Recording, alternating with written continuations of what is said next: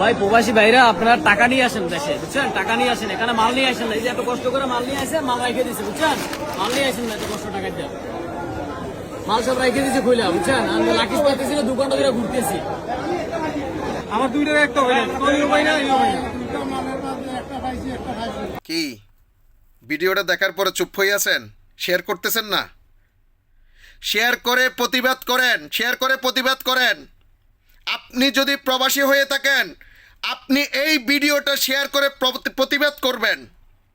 কারণ আমরা প্রবাসীরা প্রত্যেকবার প্রতিনিয়ত এয়ারপোর্টে হয়রানি হচ্ছে, আমাদের মালামাল চুরি হচ্ছে, আমাদেরকে একটা মোবাইল থেকে 2টা মোবাইল নিতে দিচ্ছে না।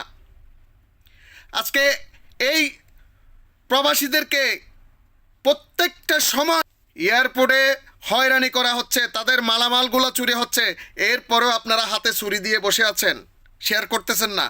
হ্যাঁ, এরপরেও হাতে ছুরি লাগিয়ে বসে আছেন।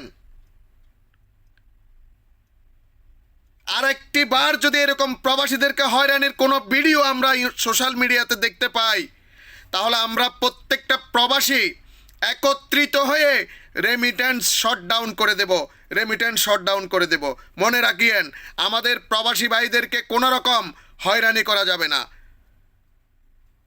যারা এখনো পর্যন্ত ভিডিওটা শেয়ার করেন নাই, শেয়ার করে প্রতিবাদ করেন, কমেন্ট করেন, তাহলে তাদের নজরে আসবে।